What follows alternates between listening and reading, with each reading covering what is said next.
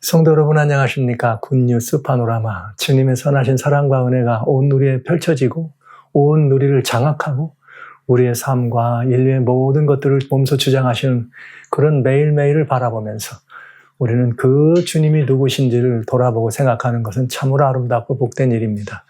굿뉴스 파노라마는 바로 그런 우리 주님 예수님의 모습을 저희들이 잘 살펴보고 또 그분의 아름다운 이 행적과 그런 모든 삶들을 흠모하면서 우리가 그분을 닮기를 소원하는 사람들이 모인 장입니다. 여러분 참 잘 오셨습니다. 늘 이 복음서에 나와 있는 예수님의 모습을 살피는 것은 저희들에게 언제 들어도 같은 얘기를 또 들어도 늘 이 마음이 따사롭고 행복해지는 것을 이렇게 정말 느끼지 않을 수가 없는 거죠. 지난 시간까지는 또 우리 예수님과 함께 복된 이야기를 돌아보면서 천사들이 수종드는 이야기를 여러분과 나눴는데 이제는 또 계속 이어서 예수님께서 광야에서 40일 동안 시험받고 나오시면서 천사들이 수종들더라. 그런데 그 광야에서 40일 동안 예수님께서 그 들짐승과 함께 거하고 사단에게 또 이런 그 시험을 받으실 때 이 땅에서 있었던 일이 있습니다. 그 일은 무엇인가 하면 예수님을 침례로 이끌었던, 침례를 베풀었던 침례 요한에 관한 이야기입니다. 예수님께서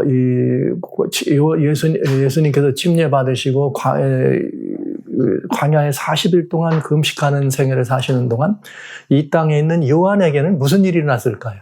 침례 요한이죠. 여기 요한복음 하나님 말씀 1장에는 그 요한의 행적과 이야기가 들어 있습니다. 근데 거기에 뭐라고 들어 있는가 하면은 이런 말씀이 있어요. 여기에 예수님께서 이렇게 나올 때 19절 요한복음 1장 19절부터 이런 말이 있어요. 유대인들이 예루살렘에서 제사장들과 레위인들을 요한에게 보내어 내가 누구냐 물을 때 요한의 증거는 이러하니라. 요한이 드러내어 말하고 숨기지 아니하니 드러내어 말하는 말이 나는 그리스도가 아니라 한데 또 묻되 그러면 무엇 내가 엘리야냐 아니라. 그럼 또 내가 누구냐 그 선지자냐 대답하되 아니라. 또 말하되 누구냐 우리를 보낸 이들에게 대답하라. 너는 내게 대하여 무엇 하느냐. 가로되 나는 선지자 이사야의 말과 같이 주의 길을 곧게 하라고 광야에 외치는 자의 소리로다. 이렇게. 그러면서 요한에게 내가 누구냐 이런 질문을 하는 것을 봅니다. 그리고 요한은 유대인들이 생각할 때는 요한이 메시아가 아닐까 하는 궁금함. 왜? 회개하라는 기별을 외치고 침례를 주니까요. 그런데 요한은 정작 요한은 뭐라겠는가 하면 나는 아니다.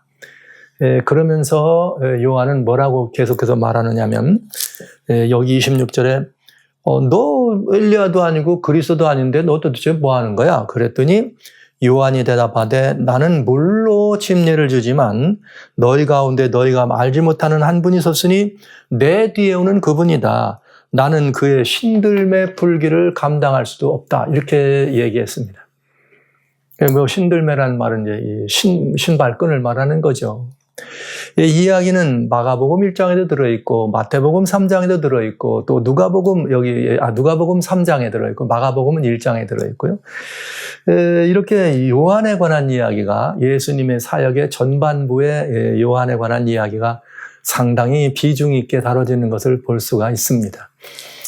저는 오늘 이 요한의 이야기를 여러분과 같이 다루면서 정말 가장 위대한 인류 가운데 예수님이 인정하시는, 즉 하나님이 인정하시는 가장 위대한 2등이라고 하는 말씀을 좀 가지고 그리스도인 제자로서의 삶을 돌아보는 시간을 가지려고 합니다. 사실 이렇게 2등이라고 하는 말은 그렇게 기분 좋은 말 아니에요. 옛날에 저희가 학교 다닐 때만 해도 2등 하면 수석을 놓치고는 2등 이렇게 하면 1, 2, 3등까지는 다 수석하는 그런 사람들 취급을 받는 때도 있었습니다. 다 같은 취급으로. 그러나 이제 시간이 많이 흘러서 근래 와가지고 2등은 아무것도 아니에요. 무조건 1등이라 해야 돼. 1등을 선호하는 시대입니다. 무조건 머리가 돼야 되고 꼬리를 선호하지 않는 시대입니다. 위에 있기를 원하고 아래에 있기를 원치 않는 그런 시대입니다. 이런 분위기가 뭐 나라면 나라, 사회면 사회, 뭐 교회도 마찬가지죠. 이런 분위기가 팽배해 있는 가정에서도 마찬가지라고 내가 최고가 되기를 원하는 그런 사람들의 삶과 사상과 의식과 인식 속에 오늘 우리는 살아가고 있습니다. 이런 모습들을 바라보는 때 위대한 2등이다 이렇게 말씀을 드리면 어쩌면 이것이 시대의 사고나 여러분들 이 세상의 풍속과는 어울리지 않는 이야기일 수 있습니다. 그러나 저는 오늘 그리스도를 쫓아가는 그리스도인 제자들에게 아주 분명한 말씀을 드립니다. 그리스도인 제자들이시여 그대들은 위대한 2등이 되시기 바랍니다. 이런 말씀을 드릴 수밖에 없어요. 왜 그런가? 왜 그런가? 저는 여기 요한의 침례 요한의 이 이야기를 보고 이 글을 읽으면서 굉장히 마음에 생각하는 것도 많아지고 저뿐만 아니라 우리 교회 안에서 그리스도인들 삶 속에서 상당히 큰 영향력을 행사할 수밖에 없는 이야기다 이런 생각을 하면서 여러분과 같이 이 말씀을 나눕니다. 왜냐하면 예수님은 광야에 계셨습니다. 40일 동안 금식하시면서 이제 사단에게 인류의 구원을 위한 이런 모든 역사의 시험을 받는 시간이 있었습니다. 그런데 그때 동일한 또 다른 시험이 누구에게 있었는가? 침례 요한에게 있었던 거죠. 왜냐? 많은 유대 광야로 사람들이 유대인들이 뭐 바리새인도 율법사도 이제는 그 위에 있는 서기관도 또 차마 제사장들을 꼽은 뭐 가질 못하면 사람들을 보내서라도 자기들이 직접 안 가고 저 침례 요한은 궁금한 거예요. 느닷없이 그의 모습이 말이죠. 이제 또 조금 더 자세히 보겠습니다만 이 이상한 사람이 광야에서 왔는데 말이죠. 그 제사장급의 아들이니까 그도 역시 제사장 계층이죠. 이게 웬일인가?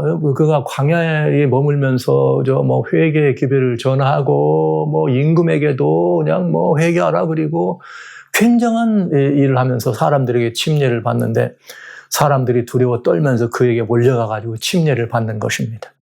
아직 메시아가 오셔서 예수님이 침례 받으신 사실에 대해서는 그들은 아직 잘 몰라요.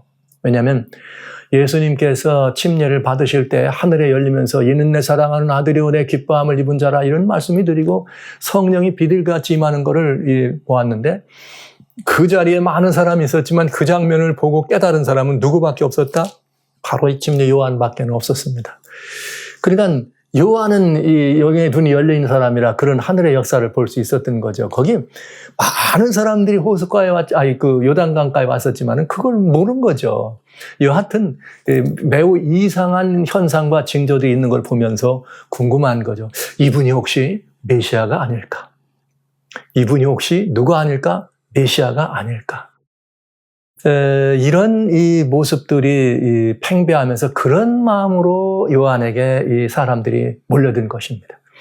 그러니까 이제 유대 관원들이나 제사장들은 이제 이건 굉장히 놀랍고도 무섭고도 두렵고도 또는 기다리던 사건이니까 요한에게 직접 가서 물어본 거죠.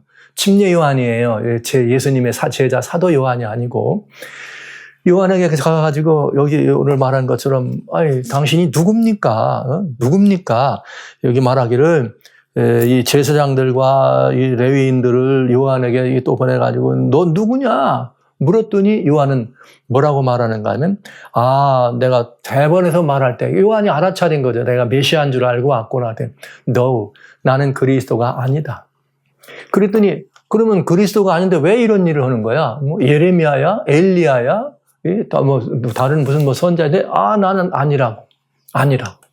그랬더니 그러면 어떻게 너가 이런 일을 하느냐 이렇게 얘기하니까 나는 그분 앞서서 보낸 광야에 외치는 자의 이 소리일 뿐이다. 그러니까 침례 요한은 이사야의 예언을 자기에게 적용했습니다. 외치는 자의 소리다. 그러나 그는 말라기의 예언에 나와 있는 엘리야를 자기에게 적용하지는 못했습니다. 근데 그건 이제 그 해석은 또 예수님이 하셨으니까 나중에 우리는 뒤에 보기로 하고요. 그러면서 아니라고 하면서 내 뒤에 오시는 분, 그는 그리스도예요. 그분은 정말 나는 물로 여러분들에게 침례를 주지만 그분은 불로 침례를 준다. 그러면서 성령과 불로 준다. 그러면서 주님 말씀하시기를 나는 그분의 신들매를 감당하기도 어려운 사람이다.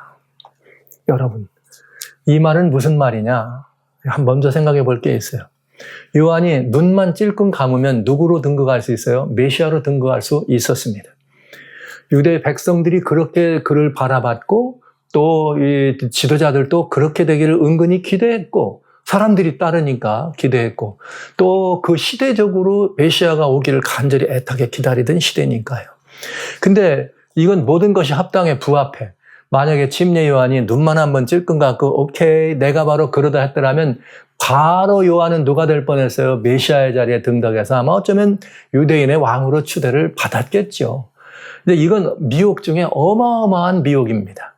그런데 그 똑같은 예수님은 광야에서 그런 시험을 받고, 그런 시험을 받고, 침례 요한은 어디서 요단강 준비한 이런 광야 들에서 지금 이런 그 시험을 받은 거죠. 이 동일한 시험을 지금 받은 거예요. 그러니까 예수님은 우리를 구원하러 오신 구속주 하나님으로서 그런 시험을 통과해야 됐다면 요한은 우리와 똑같은 인생으로 이 시험을 통과해야 했습니다. 그래서 이건 굉장히 무섭고 굉장히 두려운 순간이었죠. 정말 인류의 구속의 역사에 물론 요한이 그래 내가 메시아야 했다고 그래도 여러분 했다고 그래도 뭐 예수님의 구속사에게 지장이 있는 건 아니지만 굉장히 어려웠을 거예요. 그러나 요한은 나는 그리스도가 아니라 이렇게 말하면서 자기가 아님을 이렇게 설명하는 걸 보게 됩니다. 그런데 이 요한이 그러면서 누구를 높이느냐면 내 뒤에 오시는 분, 진짜 그리스도가 내 뒤에 오신다. 근데 나는 내가 지금 하는 건 이건 아무것도 아니야. 나는 그의 발꿈치도 따라갈 수 없어. 이 얘기를 한 거예요. 그러니까 자신은 아무것도 아니고 아무것도 아니고 아무것도 아니라고는 낮추고 또 낮추는 심리의 요한을 보는 것입니다. 야, 이게 여러분 제가 말을 여러분을 이렇게 하니까 쉬운 이야기지 이게 쉬운 일이 아닙니다. 이거 쉬운 일 아니에요. 목사가요. 저도 이제 사역자니까 목사니까 어디 가가지고 큰 집회, 무슨 뭐 대형 집회를, 많은 분들이 모여있는 교회나 또 합동 이런 집회에서 주님의 말씀을 증거할 때 그냥 막 반응이 막 열화와 같이 일어나고 할렐루야, 아멘이 나오고 백성들이 뜨겁게 나오고 말이죠. 그러면서 그 말씀을 마치고 탁 내려올 때, 단을 내려올 때 목사님 말이야 막 이래가면서 목사님 이렇게 하잖아요. 그리고 막, 이야, 목사님 이번 뭐 말씀하신 중에 아니야 목사님 이 메시지 최고 역대급입니다 이러면서 말이죠. 이거 뭐 100년에 한 번 들을까 말까 하는 그런 말씀입니다. 이런 말씀이 있어요. 은근히 여기서 뭐가 올라오는지 아세요? 그러면 그렇지. 네, 이 솔직한 마음이에요. 제가 목사로서 그런 길에 서 있었기 때문에 그런 말씀이 들어올 때는 은근히 저도 모르게 그래 내가 인정받는 하면서 나도 모르게 말이죠 속이 말이죠 속으로 들키진 않으려고 속마음으로 쓱 웃는 이런 자신이 있는 그런 참 아주 볼상사나운 저 자신의 면모를 한두 번 본 적이 아닙니다. 여러분 앞에 고백합니다. 그러면서 이 목사가 참 아무것도 아니구나. 이런 하찮은 이런 칭찬과 이런 것만 들어도 자신이 뭐가 된 것 같이 막 가슴이 벅차오르는 이런 거. 그리고 집에 와서 뭐라고 하는지 아세요? 이 와이프한테 여보 들었어? 이렇게. 뭐 저는 제가 직접 이 와이프한테 그렇게까지 질문했는지는 모르겠지만 그러고 싶은 마음이 있었던 건 사실이에요. 한번 들었어 오늘 말이야 대단해서. 그러면서 주님 말씀 앞에 돌아설 때 주여 정말 별 수 없는 연약한 인생입니다. 이렇게 하면서 무릎을 꿇을 수밖에 없는 자신을 바라보는 거죠. 교만하게 그지없는 그런 마음들. 사랑하신 성도 여러분, 형제자매 여러분, 제가 그런 들키지 않는 실수, 들키지 않는 실족이 있었음을 고백하지만 여러분이 섬기고 있는 주변의 다른 훌륭한 목사님들은 그리 아니실 거라고 믿습니다. 그러나 여러분, 목사인 저도 그런데 혹시 하물며 여러분들도 주의 말씀이나 어디 가서 뭘 좀 이렇게 하나님 일을 섬기는 이런 일을 할 때 선교지에 가서 봉사하는 그런 일들을 할 때 장로님, 집사님 막 이러면서 정말 막 최고 이런 소리 들으면 으쓱해져요 안 으쓱해져요? 마음이 왠지 좀 속으로 그러면 그렇지 내가 인정받구나 기분 좋아요 안 좋아요? 물론 그러면 뭐 나쁠 거야 없지만 은근히 기분 좋아가지고 집에 가서 뭐 합니까? 여보 말이야 하고 싶어지지요. 여러분 그렇지 않은 분이 아마 있다면 그분은 거의 완성된 분이라 생각합니다. 이것이 우리들의 모습인 것을 제가 알길래 저는 이 요한의 이야기가 우리 그리스도를 좇기를 원하는 사람들에게 얼마나 중요한 이야기인지를 제가 빼먹을 수가 없는 거죠. 예수님 얘기를 해야 될 시간이지만 저는 이 시간에 그런 이 이야기를 여러분과 같이 들리면서 요한의 얘기를 나누지 않을 수가 없습니다. 다시 말씀드립니다. 광야에서는 예수님이 사단에게 시험 받습니다. 그 극한 시험 중에 예수님이 시험을 통과하게 하신 그때 동일한 또 다른 시험이 인간 침례 요한에게 온 거죠. 당신이 메시아 아닙니까? 그리스도 아닙니까? 등극하세요. 예라고만 하세요. 우리가 준비됐습니다. 이거 뭐 어마어마한 일입니다. 어마어마한 일. 만약에 요한이 눈만 한번 찔끔 감고 뭐 말로는 나는 뭐 하면서도 고개만 이제야 알아보는구만. 이렇게만 했더라도 요한이 뭐 될 뻔한 거예요? 유대인의 왕으로 등극할 뻔한 거죠. 이야, 무서운 일이었죠. 무서운 일. 네. 만약에 요한이 유대인의 왕으로 등극했더라면 예수님 어떻게 됩니까? 십자가까지 3년 반 살지도 못했을 거예요. 그냥 광야에 나오자마자 즉각 무슨 일을 당해도 그냥 당하죠. 어디 그런 일이 있었겠어요? 이거 참 큰 위기였습니다. 구속의 역사 가운데, 인간적으로 구속의 역사 가운데 예수님이 시험받고 십자가의 질토로 올라가시는 그 사건을 제외하고는 인간에게 주어진 가장 큰 시험이 바로 여기였습니다. 내가 그리스도가 아니냐. 그러나 너무나 놀랍고 다행스럽게도 우리 침례 요한은 그리하지 않았습니다. 아니라. 나는 그리스도가 아니라 내 뒤에 오시는 분이 그리스도다. 그는 불과 성령으로 침례를 베푸는 분이다. 그 하나님의 아들이다. 이제 이 뒤에 요한은 제자들에게도 이렇게 말씀하죠. 제자들에게도 말씀하면서 여기 33절, 요한복음 1장 33절에 자기도 그분이 누구인지 몰랐지만 침례를 볼 때 얘기해요. 성령이 내려서 누구에게 위에든지 머무는 걸 보거든 그가 곧 성령으로 침례를 베푸는 자인 줄을 알라 하셨기에 내가 보고 그가 하나님의 아들이심을 증거하였노라. 이렇게 됐어요. 그러니까 자기가 침례된 분이 하나님의 아들 그리스도의 메시아라는 걸 증거했다. 이렇게 됩니다. 아우, 놀라운 이야기예요. 이게 지금 유대 제사장들이 보낸 사람들, 레위 사람들이 보낸 사람들, 유대의 모든 지도자들이 요한에게 그렇게 되기를 원했고 기대하던 마음. 그런 상황인데 요한은 자기가 그렇지 않다는 것을 얘기한 거죠. 근데 여러분, 성경에는 이렇게 정말 위대한 정말 2등들이 있었습니다. 제가 이제 이 표현을 위대한 2등이다 이렇게 표현을 하는데 그 이유는 예수님하고 요한이 상대하거나 비교가 되는 분은 아니에요. 그러나 예수님이 인성을 가지고 이 땅에 오셨기 때문에 인간 요한과 한 번쯤 그 심령의 하나님과의 관계와 그분들의 그런 그 태도를 비교해 본다면 그렇다는 얘기예요. 왜냐하면 이 요한이 알고 있는 예수님은 자기의 사촌입니다. 소위 이종 사촌이에요. 왜? 이모님의 자기 아니죠. 이모 조카 마리아는 자기 일단 요한으로 말하면 어떻게 되느냐? 이렇게 요한은 마리아의 이모 엘리사벳의 아들이니까 그렇게 되면 마리아 예수님의 어머니인 마리아와 요한은 뭐예요? 동급이네, 그죠? 사촌이야, 이종 사촌. 그럼 사촌이 난 아들이면은 오촌이네요. 뭐 그냥 소위 당숙이라고 얘기할 수 있는 그런 이종 간의 이런 그런 이야기가 된 거죠. 오촌간입니다. 오촌간. 자, 이러면은 모를 리가 없죠. 인간 오촌 동생 그것도. 근데 그 오촌 동생을 뭐라고 해야 돼요? 저분이 메시아라고 하기는 쉬웠을까요? 이런 질문이 참 어리석은 질문이에요. 말이 안 되는 얘기죠. 말도 안 되는 얘기죠. 내 오촌 동생이야. 그런데 그가 내 메시아야? 내 구주야? 이렇게 인정한다는 건 그건 보통 일이 아니에요. 하기 어려운 일이죠. 근데 지금 요한은 그를 그렇게 올려 세우면서 거기다 한 가지 더 결정적인 요한의 이 매력은 어딨나? 그는 내 오촌이야. 이렇게도 말 안 했습니다. 야, 이게 놀랍지 않아요? 이게 놀랍지 않습니까?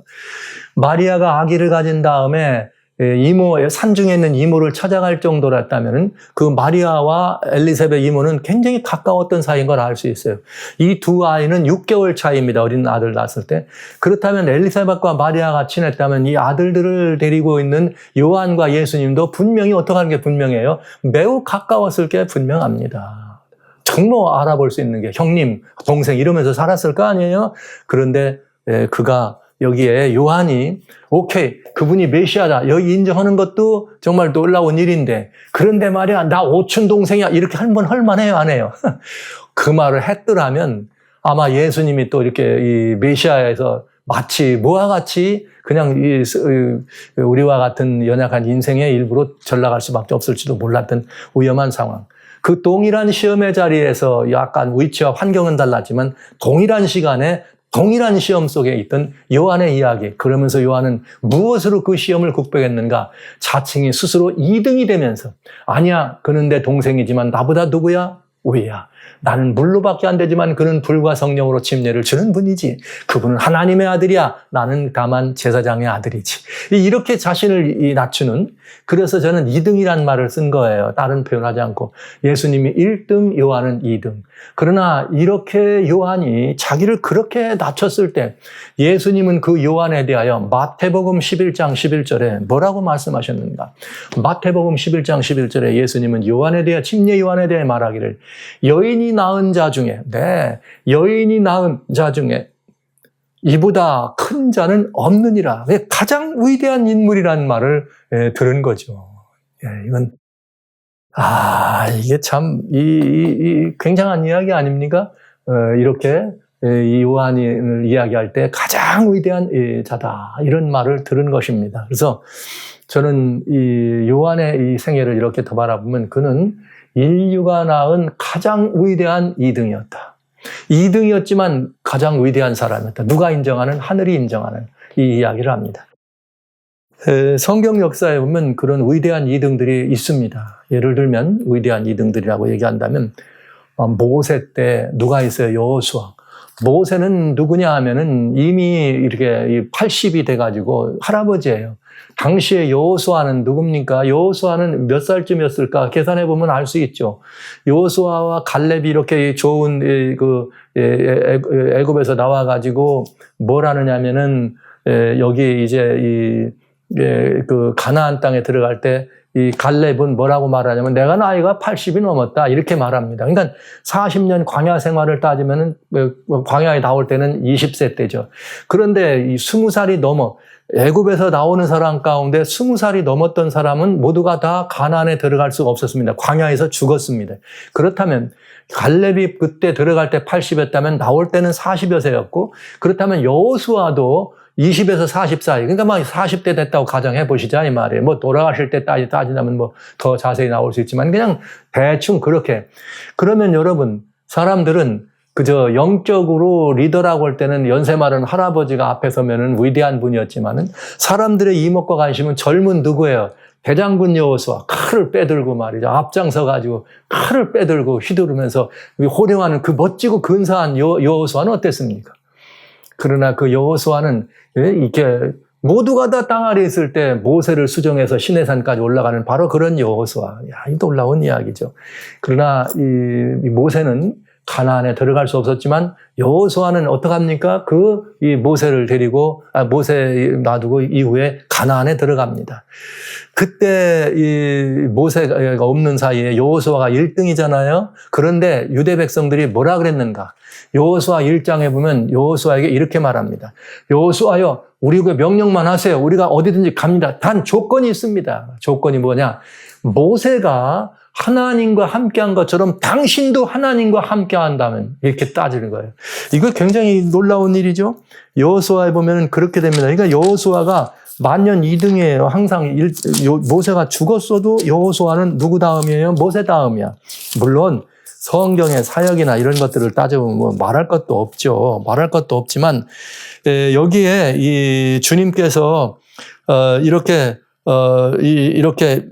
얘기한 것처럼 이 백성들이 이 땅에 들어줄 때 모세에게는 모세에게 유대 백성들은 정말 말할 수 없는 이런 말하자면 위대한 1등의 종입니다. 그러나 모세가 돌아가시고 여호수아만 남았을 때는 어떤 일이 벌어져요? 여호수아가 1등이잖아요. 그러나 유대 백성들이 뭐라 하겠나 보세요. 여호수아 1장 여기 5절 이렇게 말했네요.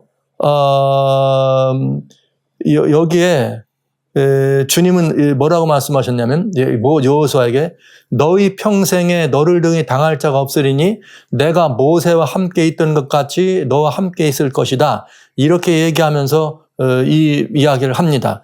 그랬더니 유대 백성들한테 이 이야기를 이렇게 유대 백성을 데리고 가라고 얘기했거든요. 그래서 여호수아가 유대 백성 앞에 서잖아요. 그랬더니 유대 백성들이 뭐라고 하나? 지금 하나님은 너 모세가 나하고 함께 온 것처럼 다 너와 같이 할 거야? 그랬더니 유대 백성들은 여기 16절에 이렇게 말해요. 그들이 여호수아에게 대답하여 가로되 당신이 우리한 것은 우리에게 이렇게 명한 것은 우리가 다 행할 것이요. 당신이 우리를 보내는 곳에는 우리가 다 갑니다. 그런데 17절 우리는 범사에 모세를 청종한 것 같이 당신을 청종하려니와 오직 당신의 하나님 여호와께서 모세와 함께 하시던 같이 당신과 함께 하기를 원합니다. 이렇게 돼 있어요.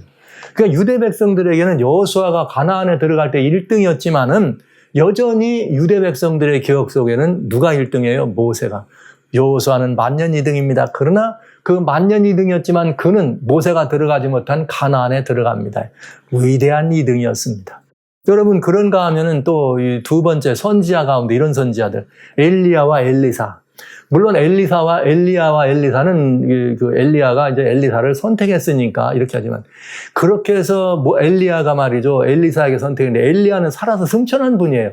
엘리사는 살아서 승천하지는 않았지만 엘리야의 제자로 그를 수종들었을 때 완전히 엘리야를 수종들었습니다. 엘리사가 그럴 때 2등이죠.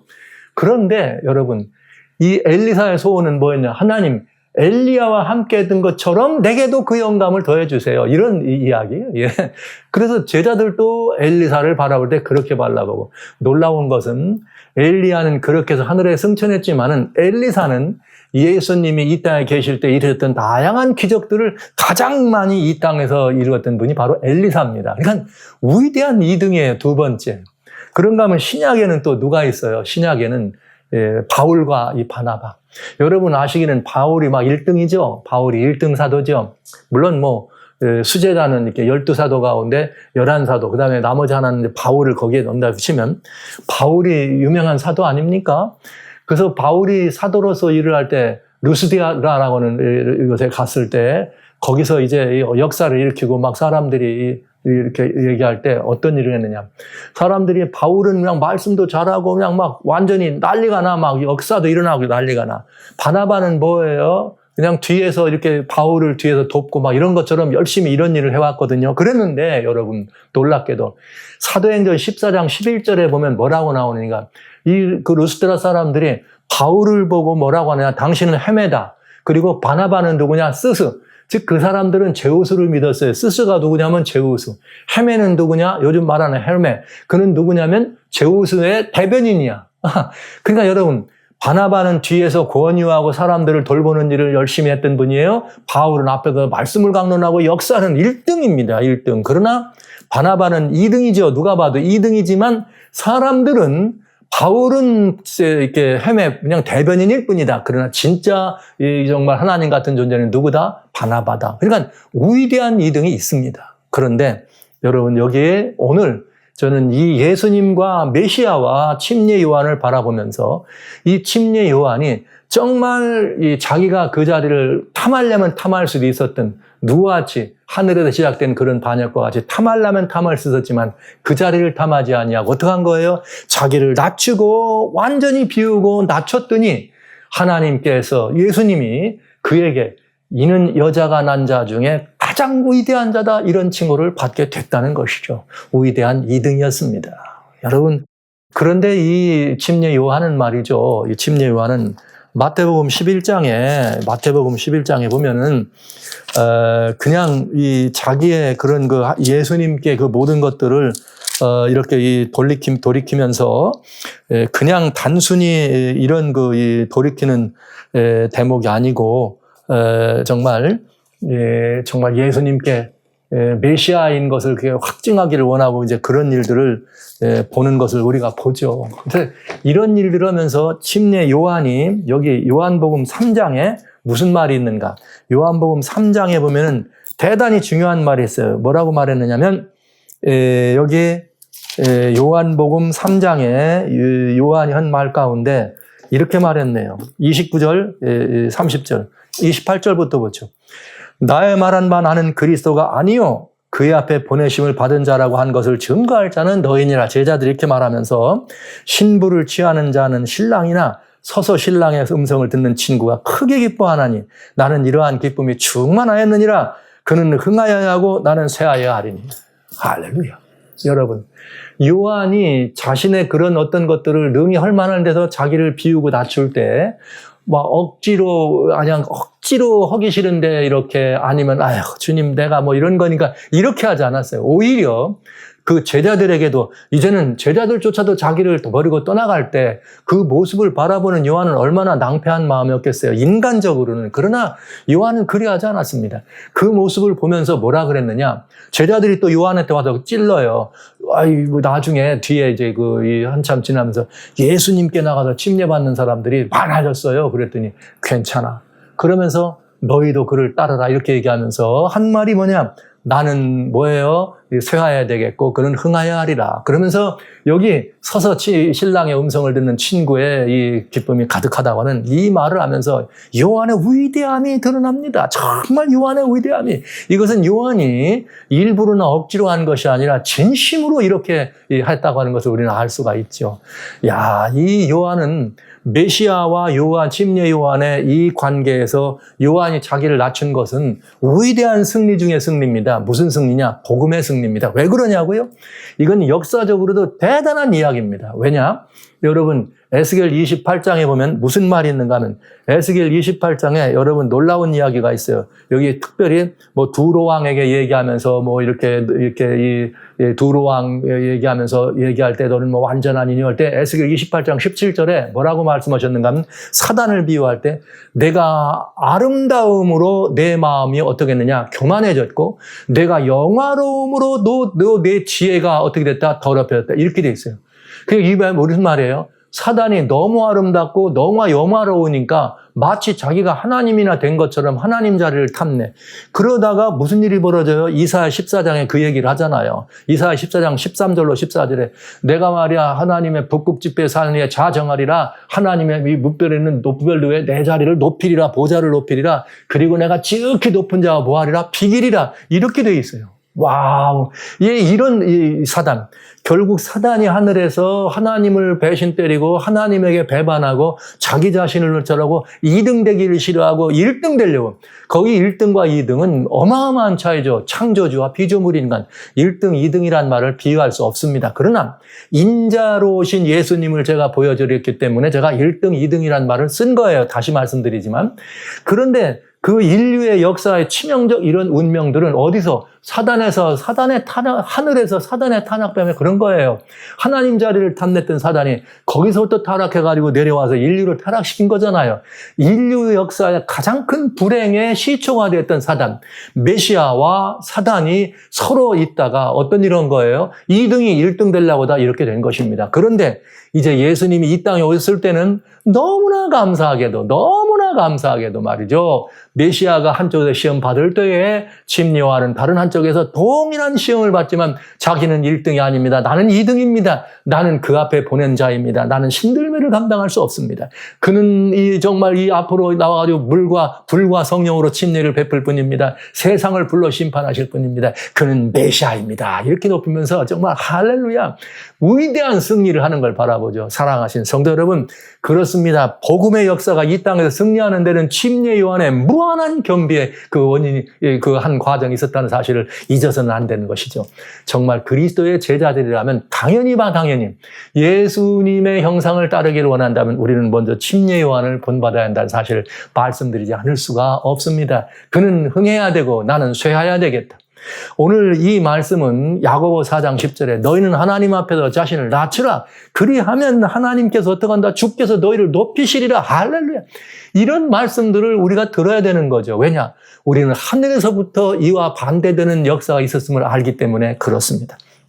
오늘날 인류가 겪고 있는 이 다양한 고난, 우리들이 정말 겪었던 이런 모든 어려움과 이 모든 인류의 이런 죄로 말미암은 고난의 시작은 하늘에서 시작한 2등 되기를 원치 않고 1등 되려고 했던 사단에게서 나온 사실이란 사실을 이해할 때 여기 침례 요한의 이 모습은 너무나 아름답고 너무나 복된 모습임을 우리는 부정할 수가 없는 것이죠. 그리고 우리는 이분의 아름다운 이 행적을 바라보면서 결국은 주님이 어떻게 하시는 거예요? 결국은 주님께서 다시 말씀드립니다. 마태복음 11장 11절에 여인으로부터 난 자는 이보다 더 위대한 자가 없다. 가장 큰 자라 그랬잖아요. 그것처럼 낮추면 높여주신다.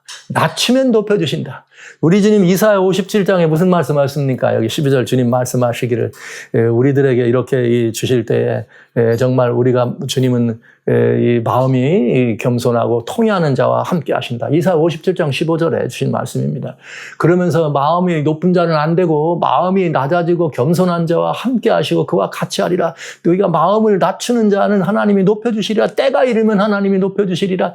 늘 이렇게 말씀하신 것처럼 그 대표적인 첫 사례가 여기 침례 요한이었다는 사실을 생각하면서 정말 위대한 모습입니다. 너무나 위대한 모습입니다. 너무 위대한 모습. 하나님 말씀 여러분 잠언서에 보면 여러분 잘 아시잖아요. 16장 18절에 여기 말이야 교만은 패만의 선봉이요 말이죠. 이렇게 거만한 마음은 넘어지면 앞잡이니라. 그러나 또 18장에는 뭐라고요? 12절에 사람이 말이죠. 이게 교만하면 말이죠. 그건 어떻게 한다? 이 멸망의 선봉이다. 그러나 겸손. 교만은 멸망의 선봉이지만 겸손, 자신을 낮추는 겸손의 겸손은 존귀의 앞잡이다. 얼마나 존귀하게 될 거냐? 얼마나 존귀하게 되는가? 잠언 22장 4절에 보면 그 존귀에 대해서 이런 표현을 했어요. 정말 주님은 이 거만이나 교만은 넘어지는 것의 앞잡이고 멸망의 선봉인데, 그리고 거만은 말이죠. 이 패망의 선봉이고, 겸손은 존귀의 앞잡이다 그랬는데, 겸손이 얼마나 존귀의 앞잡인가? 이렇게 됐네요. 잠언 22장 4절에. 겸손과 여호와를 경외함의 보응은 재물과 영광과 생명이니라. 할렐루야.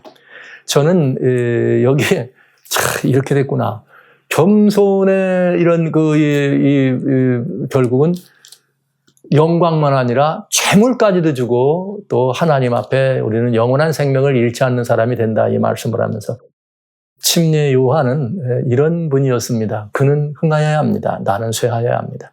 이러한 정신이 오늘날 우리들의 이 정말 이 혼탁한 나라를 바라보면서 정치계나 경제계나 어디나 다 보기가 싫을 정도잖아요. 그런 모습들, 1등 되려고, 서로 1등 되려고 하는 이런 모습들 속에서 정말 일어나는 이런 모습. 그런가 하면 어디 나라만 그래요. 우리 사회와 교회는 어때요? 교회도 말이죠. 서로 1등 되려고 안 합니까? 교회도 그냥 서로 1등 되려고 그래. 누구 2등 되면 무조건 안 되는 거예요. 그냥 뭐든지 수석이 좋고, 1등이 좋은 이런 모습 아닙니까? 집에서도 말이죠. 그냥 내가 최고 되기를 원하는 이런데. 오늘 침례 요한은 그 예수님을 본받기를 원하고 주님의 제자 되기를 원하는 우리들에게 우리가 가장 빨리 본받아야 될 위대한 2등의 정신. 저는 여러분들이 위대한 2등으로 그는 흥하고 나는 회하고 이렇게 말했던 요한의 정신들을 우리들이 좀 잘 본받아서 성도 여러분, 우리 한번 위대한 2등이 한번 돼보면 어떻겠습니까? 여러분 모두를 위대한 2등의 자리로 여러분들을 초청합니다.